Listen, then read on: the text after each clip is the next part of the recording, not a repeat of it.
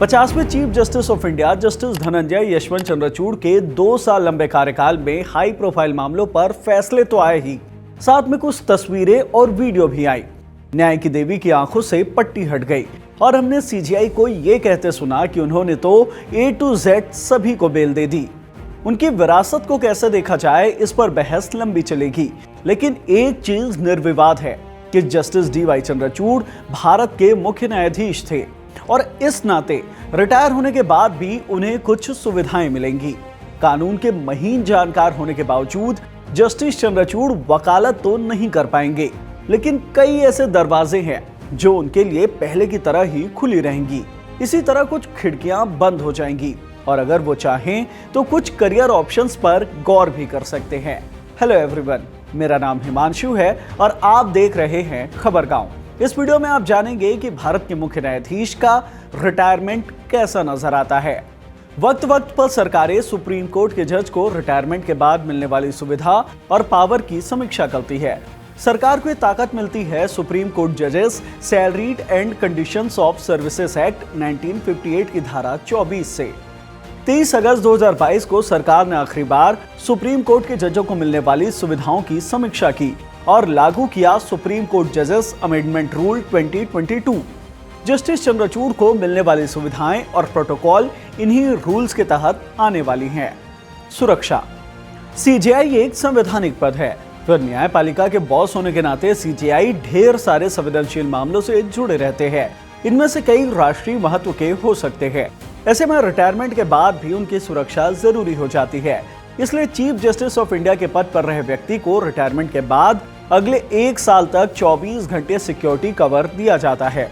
उनके घर के बाहर सुरक्षा घेरा होता है और एक PSO यानी कि पर्सनल सिक्योरिटी ऑफिसर 24 घंटे उनके साथ रहता है।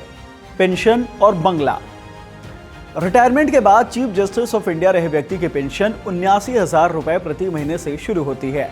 दूसरी पेंशन की तरह इसमें भी कई तरीके के भत्ते जुड़ते हैं।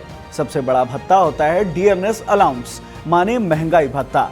सामान्य भत्ते अलावा कुछ खास मदें भी होती है, जैसे कि मोबाइल या ब्रॉडबैंड कनेक्शन के लिए 4,200 रुपए अलग से दे दिए जाते हैं।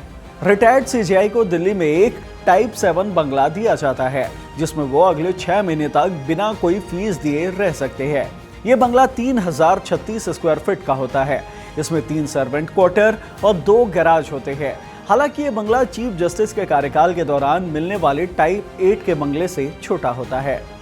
टाइप 8 से छोटा सही, लेकिन टाइप 7 भी ठीक ठाक बड़ा होता है। और मजे की बात यह है कि अगर आप सीजीआई की कुर्सी पर बैठने के बाद यहाँ रहने आए तो आपको बिजली बिल और पानी का बिल भी नहीं देना पड़ेगा। बंगले और पेंशन से इतर एक घरेलू सहायक और एक ड्राइवर भी दिया जाता है। सुप्रीम कोर्ट में बाकायदा एक पद होता है, शॉफर इन सुप्रीम कोर्ट।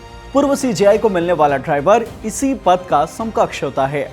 सिर्फ ड्राइवर ही खास नहीं होता, एक सेक्रेटेरियल असिस्टेंट भी दिया जाता है, जो सुप्रीम कोर्ट में ब्रांच ऑफिस के बराबर का रैंक होता है। ये दोनों 1 साल तक पूर्व सीजीआई के साथ रहते हैं। प्रोटोकॉल। सुप्रीम कोर्ट के जजों को रिटायरमेंट के बाद भी एयरपोर्ट्स के सेरेमोनियल लाउंज का एक्सेस दिया जाता है। सीजीआई अब क्या नहीं कर पाएंगे। वैसे तो सुप्रीम कोर्ट के चीफ जस्टिस और दूसरे जजों पर शपथ लेने के साथ ही कई सारे रेस्ट्रिक्शंस भी लागू हो जाते हैं, जो रिटायरमेंट के बाद भी उनके साथ चलते हैं। सुप्रीम कोर्ट से रिटायर्ड जज को देश के किसी भी कोर्ट में वकालत करने की अनुमति नहीं होती है।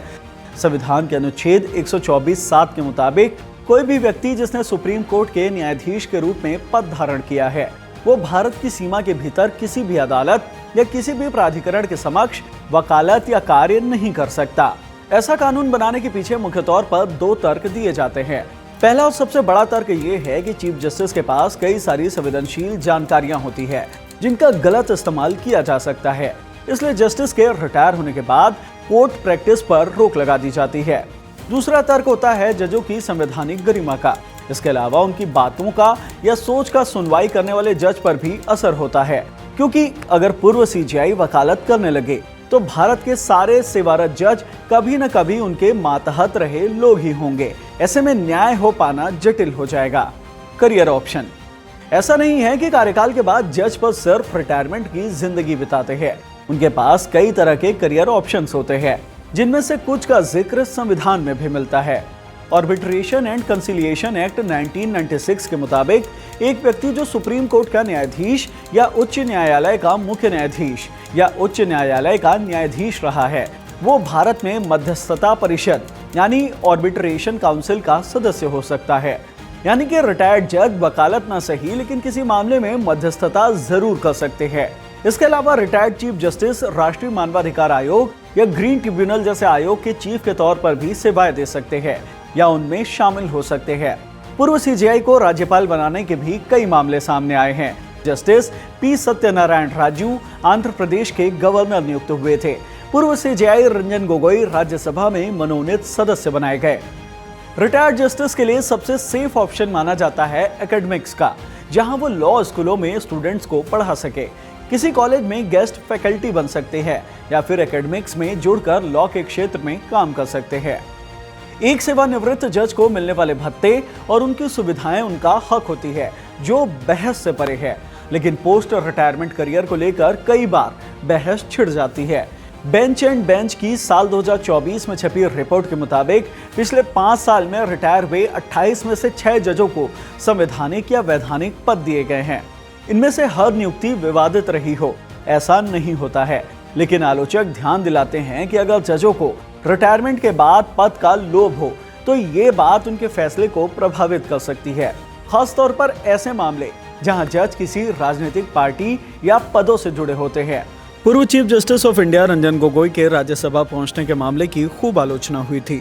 जस्टिस गोगोई 17 नवंबर 2019 को पद से रिटायर हुए थे, जबकि 11 मार्च 2020 को उन्होंने राज्यसभा के सदस्य के तौर पर शपथ ले ली। यानी कि रिटायर होने के करीब 4 महीने के भीतर ही उन्होंने राजनीति ज्वाइन कर ली थी। 7 अगस्त 2024 को दैनिक भास्कर को दिए एक इंटरव्यू में जस्टिस चंद्रचूड़ ने इस बारे में बात की। उन्होंने कहा, जज के रूप में सेवानिवृत्त होने के बाद राजनीति में शामिल होने से पहले कुछ समय लेना चाहिए। यहाँ तक कि अगर कोई राजनीति में शामिल होने का फैसला करता है तो पर्याप्त अंतराल होना चाहिए। जजों को निष्पक्ष माना जाता है और उन्हें सेवानिवृत्ति के बाद भी अपनी गरिमा बनाए रखनी चाहिए। इस वीडियो में इतना ही। इस वीडियो से मिली जानकारी आपको पसंद आई हो तो इसे लाइक करें, शेयर करें। साथ ही हमारे चैनल खबरगांव को जरूर सब्सक्राइब करें। हम ऐसे ही दिलचस्प कंटेंट फेसबुक, इंस्टाग्राम और एक्स पर भी लाते रहते हैं। आप वहां भी हमसे जुड़ सकते हैं। धन्यवाद।